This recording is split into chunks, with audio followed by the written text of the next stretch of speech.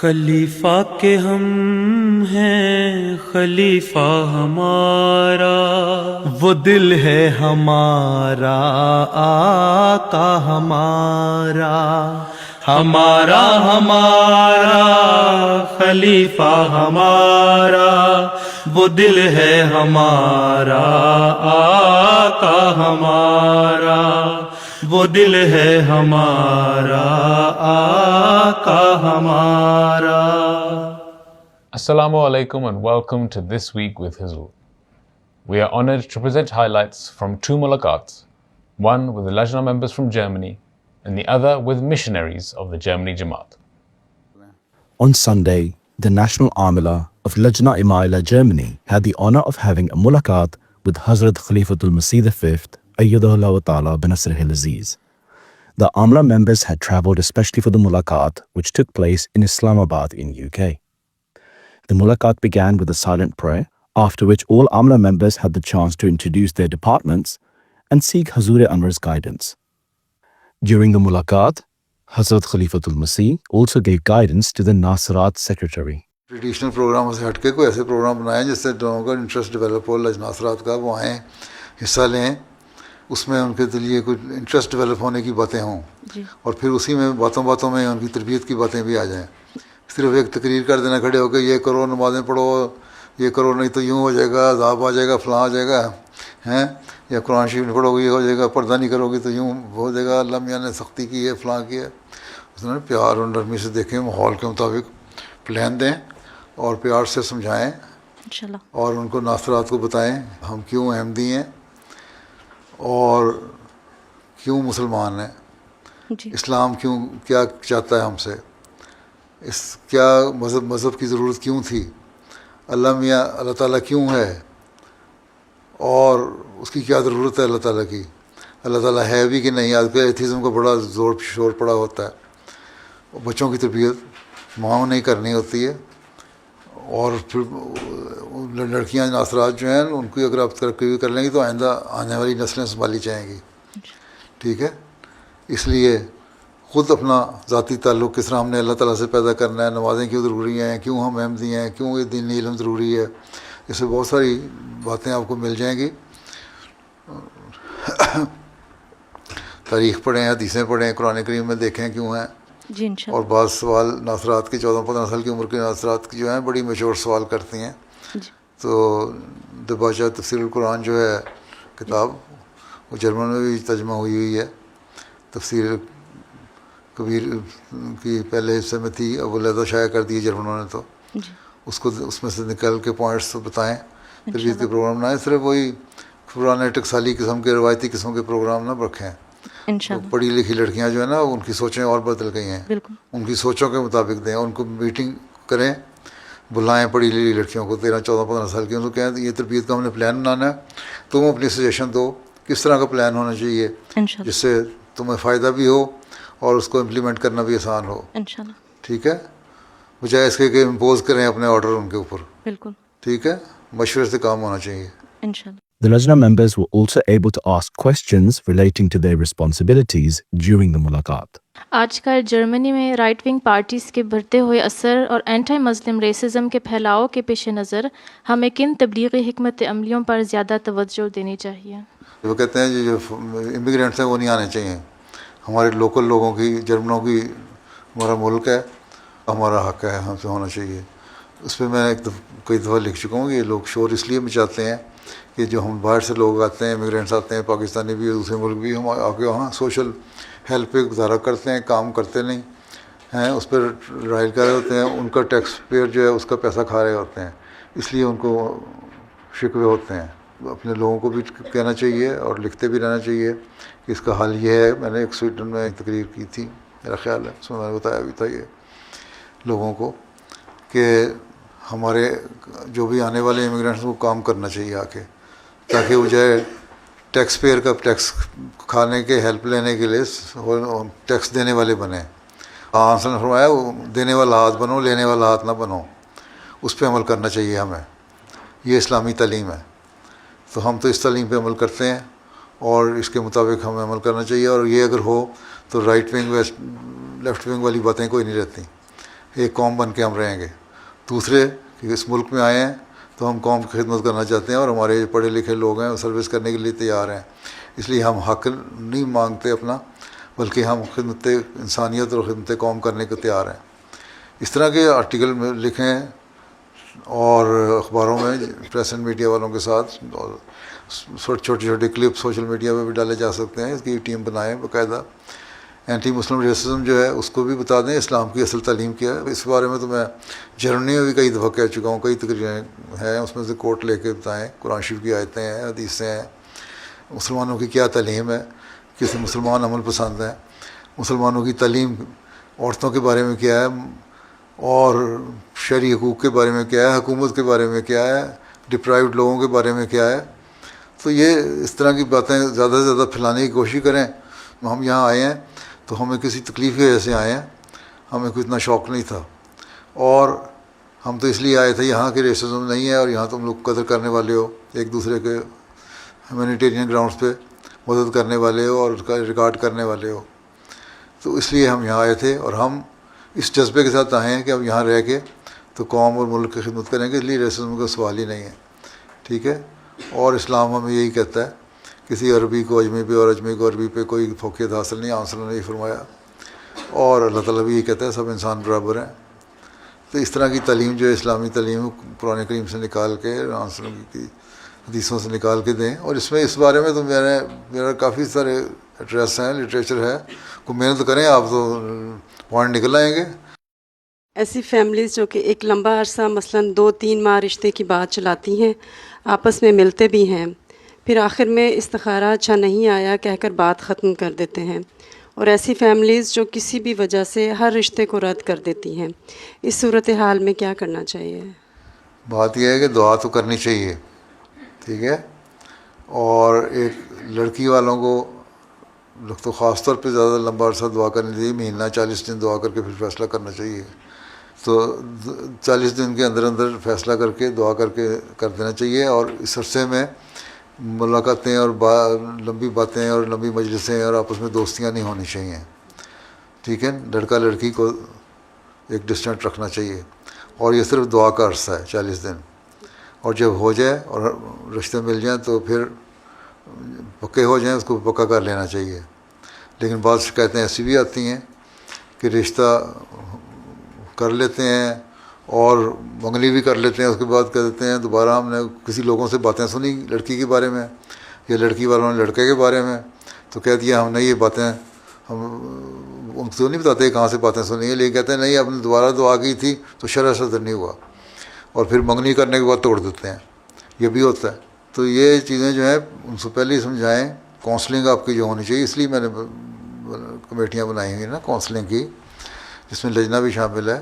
اس میں آپ لوگ بھی ایک کیمپ لگایا کریں، اس میں بتایا کریں لڑکیوں کو لڑکوں والوں کو کہ جو تم نے کرنا ہے 30-40 دن دعا کرو، فیصلہ کرو، اس کے بعد ہاں ہو جائے گی تو پھر آپس میں رابطہ بھی ہو سکتا ہے. اور رابطہ کرنے کے بعد پھر جلدی سے جلدی ہونا چاہیے، نکاح ہو جائے اور شادی ہو جائے، بجائے ایسے لمبا لٹکایا جائے. اس سے پھر مزید کو باتیں پیدا ہوتی ہیں. تو بعض لوگ عادی ہوتے ہیں، وہ دیکھ لیتے ہیں کہ یہاں رشتہ نہیں ملا، کوئی امید نہیں ہوتی کہ فلاں جگہ رشتے کی، اس کے بعد رشتہ کر لیتے ہیں. پھر تھوڑی دیر بعد کوئی آتا ہے کہتا ہے، فتنہ پرداز بھی لوگ بہت ہوتے ہیں نا، وہ تم نے یہاں رشتہ کر لیا، اور اس کہتے ہیں وہاں اچھا بڑا رشتہ تھا، وہ لڑکی بڑی اچھی تھی، وہ لڑکا بڑا اچھا تھا، اس سے کر لیتے اچھا تھا، تو کہتے ہیں کوئی بات نہیں ہم توڑ دیتے ہیں. تو ان کو پرواہی کوئی نہیں، انہوں نے گڈا گڈی کا کھیل بنایا ہوا ہے. یہ ظالم لوگ ہیں. اللہ میاں کے ہاں جواب دہ ہوں گے یہ لوگ. تو اللہ تعالیٰ رحم کرے. دعا بھی کیا کرنا، اس لیے دعا کر کے فیصلہ کرنا چاہیے. ٹھیک ہے. السلام علیکم. On Monday, Murabiyan Silsila of Jamaat Ahmadiyya Germany serving in the field were granted the honor of having the mulaqat with Hazrat Khalifatul Masih. The mulaqat took place in the MTA studios in Islamabad. After a silent prayer, Hazrat Khalifatul Masih guided the Murabiyan about their responsibilities. تقریریں کرتے ہیں، stage پہ کھڑے ہوتے ہیں، حوالے دیتے ہیں قرآن کے، حدیث کے، حضرت مسیح علیہ السلام کے، بزرگوں کے واقعات کے.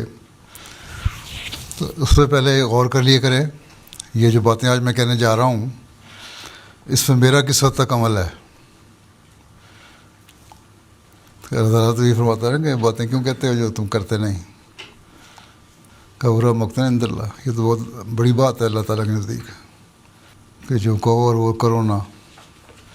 اس لیے اپنے خود جائزہ لینے کی ضرورت ہے. اصل چیز یہی ہے اللہ تعالیٰ سے تعلق، اور اپنے عبادتوں کے معیار بلند کریں، علم میں اضافہ کریں، اور لوگوں سے پیار اور محبت کا سلوک کریں. اپنے آپ کو سمجھیں کہ آپ رول ماڈل ہیں لوگوں کے سامنے. جماعت کے سامنے ہر مربی ایک رول ماڈل ہونا چاہیے، چاہے وہ 25 سال کا جوان ہے یا 17 سال کا بوڑھا ہے. جو بھی مربی ہے فیلڈ میں وہ ایک نمونہ ہونا چاہیے. اس بات کا خیال رکھنا چاہیے آپ لوگوں کو. اور اگر یہ باتیں ہوں گی تو جماعت ترقی بھی کرے گی، جماعت کی اصلاح کا بھی آپ کو موقع ملے گا، اپنی اصلاح کا بھی موقع ملے گا. اپنی حالتوں کا جائزہ بھی لیتے رہنا چاہیے ہر وقت. اور یہ ہر وقت یہ سوچیں کہ میں نے وقف کیا ہے تو وقف زندگی کا تقاضا کیا ہے، اور میں جامعہ میں پڑھا ہوں کس لیے؟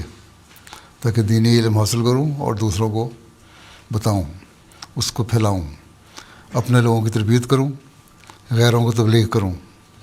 اس کے مطابق اپنے پروگرام بنائیں.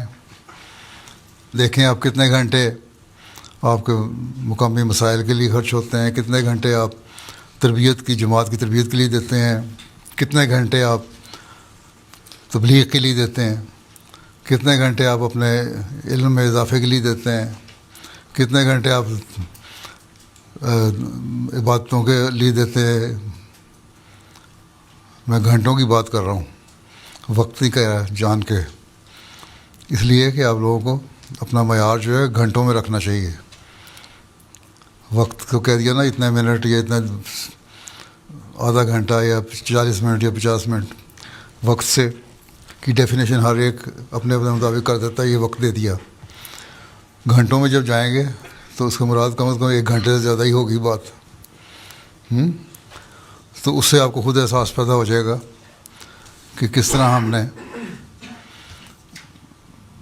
دینا ہے وقت اپنے مختلف کاموں کو.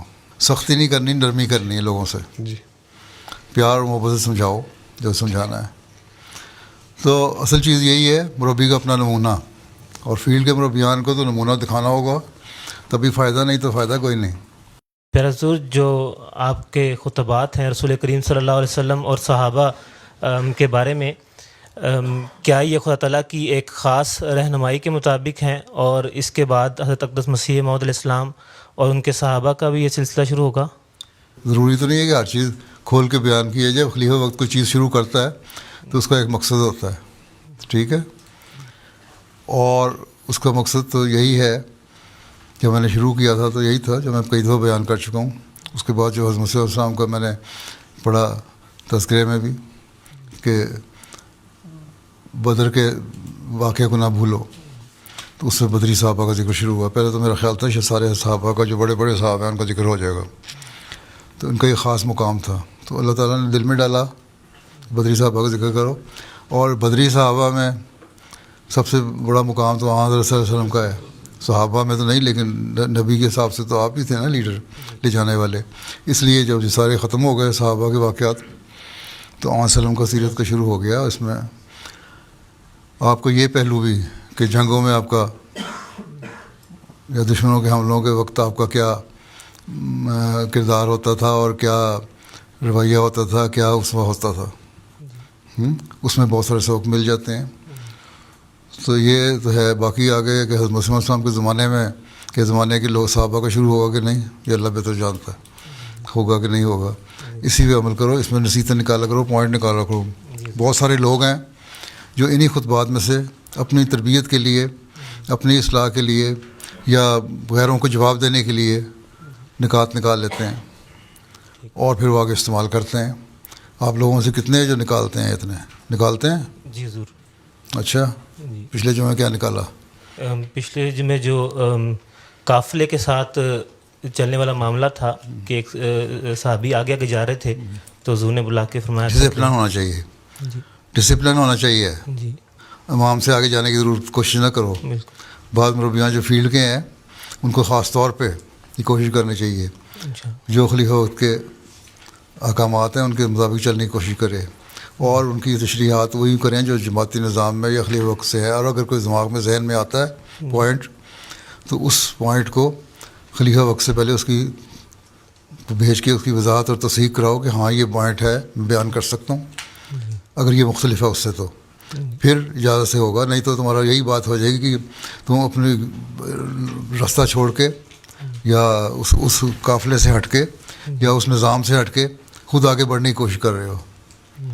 تو امام کے پیچھے چلنے کی ضرورت ہوتی ہے. یہ سب سے زیادہ ضروری بات مربیان کے لیے ہے. وہ کریں گے عمل تو دوسروں کو کروائیں گے. One of the Murabbiyan sought Hazrat Khalifatul Masih's guidance in relation to the upcoming federal elections in Germany and asked whether Ahmadi Muslims should vote for any particular party.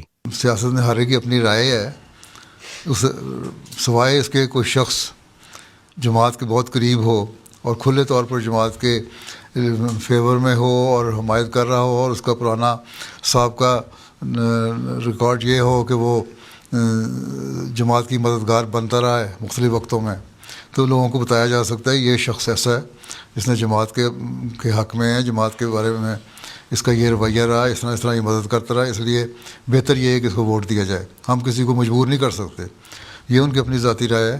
اصل چیز یہ روح پیدا کریں لوگوں میں کہ جو اللہ تعالیٰ کا حکم ہے کہ اپنا حق رائے دہی اس کے لیے استعمال کرو جس کو تم صحیح سمجھتے ہو، جو ایماندار ہے اور ملک اور قوم کی خدمت کرنے والا ہے. ہاں آپ اگر کھڑے ہوتے ہیں وہاں پھر کہیں میں احمدی ہوں اور میں کھڑا ہوں مجھے ووٹ دو، دیکھو میں تمہارے حقوق کے لیے حفاظت کروں گا اور یہاں جو مختلف قسم کے قانون ہیں ان کے خلاف آواز اٹھاؤں گا، اگر وہ اٹھا سکتے ہیں تو پھر تو ٹھیک ہے نا. ہم کہیں گے ہاں جی اس کو ووٹ دو، یہ بڑا اچھا ہے، یہ بڑا کارآمد موجود ہے، اس کو ووٹ دو ہیں.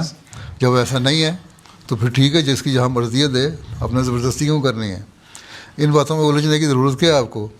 آپ ان کو خدا اور رسول کے راستے پہ ڈال دیں، باقی باتیں خود ہی ہوتی رہیں گی.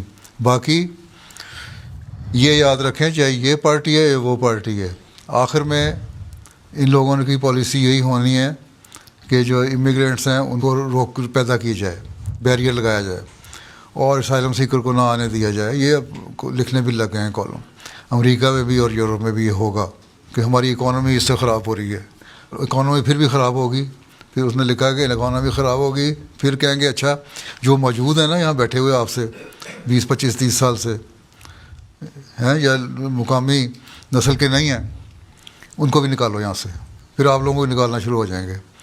تو یہ آپ لوگوں کی غلط فہمی ہے کہ ہم فلاں کے ساتھ جائیں گے تو ہمارا ہم درد ہو جائے گا، تو فلاں سے جائیں گے تو نہیں ہوگا.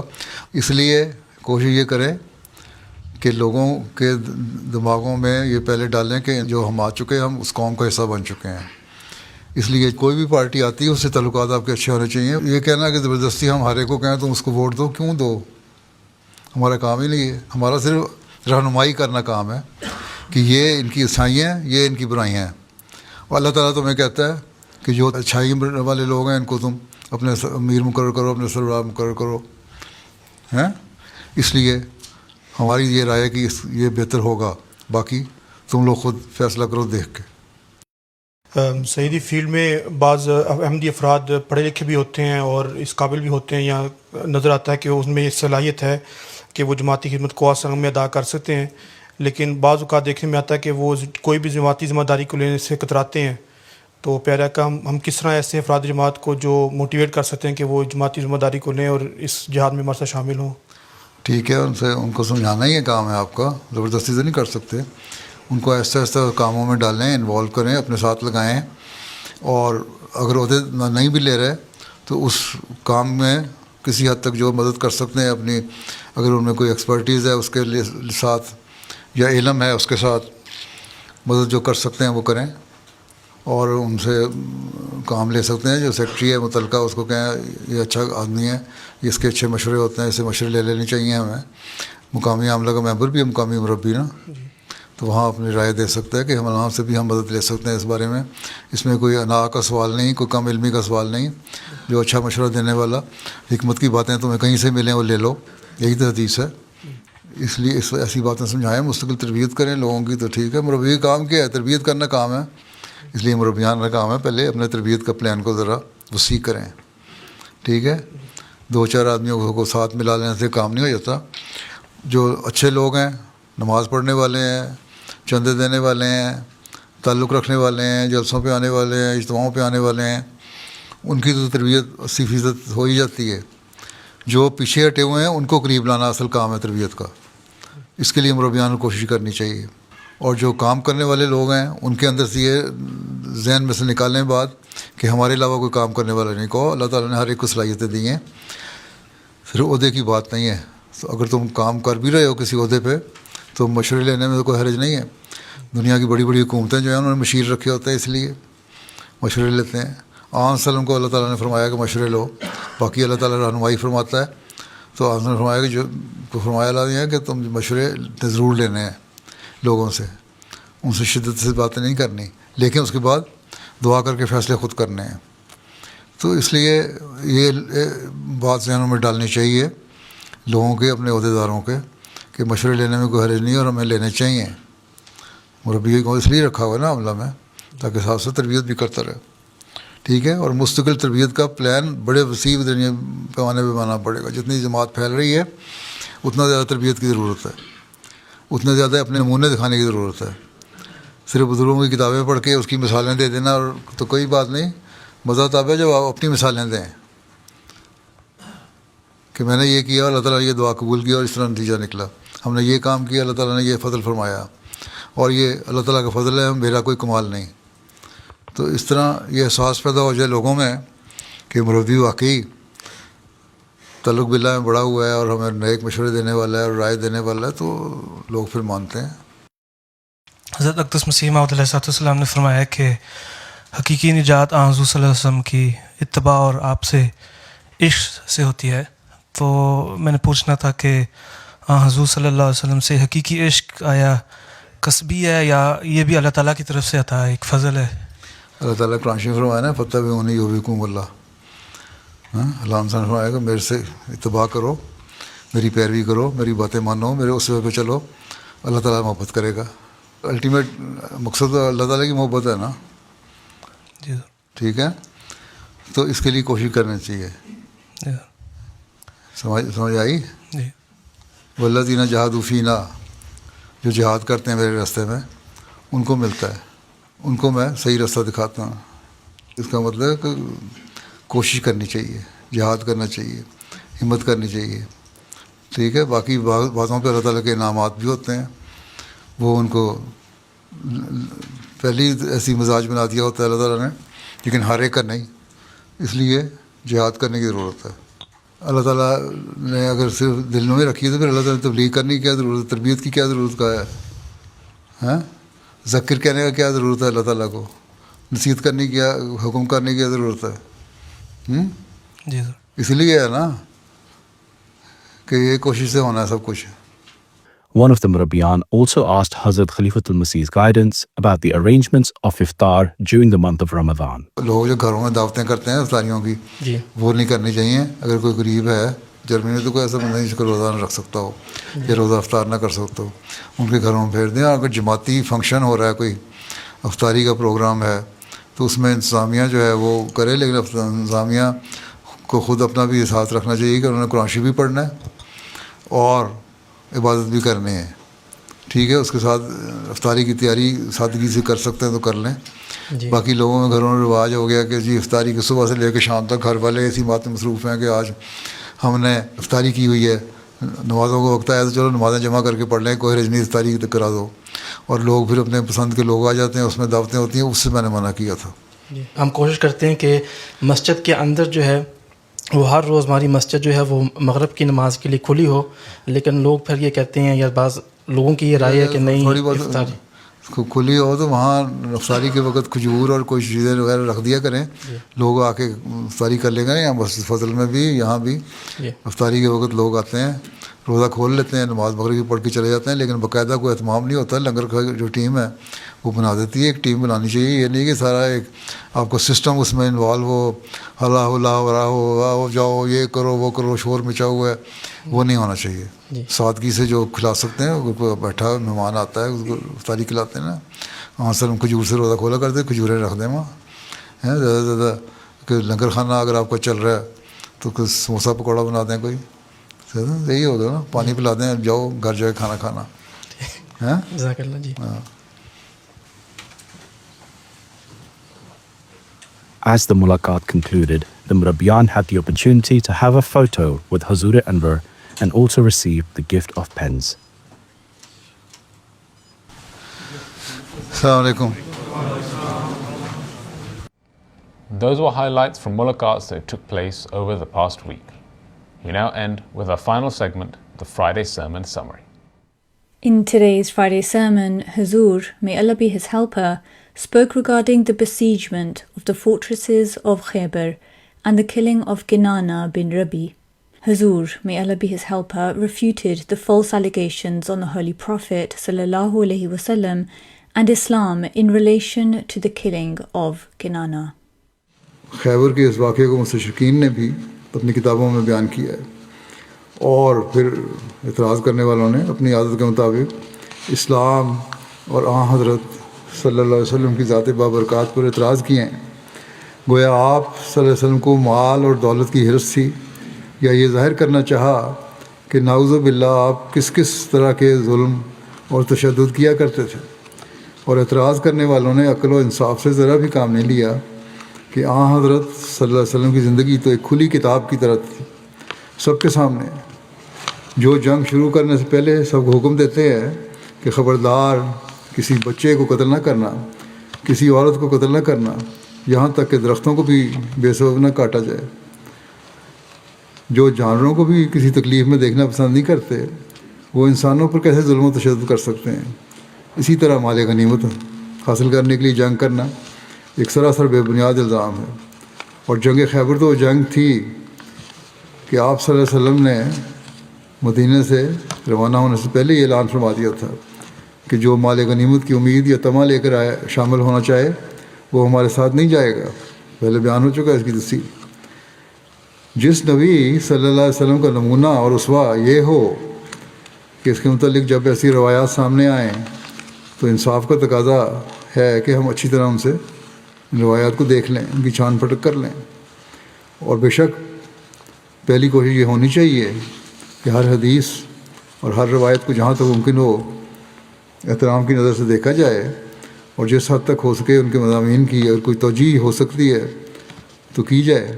لیکن بہرحال آن حضرت صلی اللہ علیہ وسلم کی ذات مقدس اور آپ کی عزت سب سے مقدم ہے. آپ صلی اللہ علیہ وسلم تو عدل و انصاف کے پیکر تھے, رحمت للعالمین تھے. ہر وہ روایت جو اس کے منافی ہو وہ قابل قبول نہیں ہو سکتی.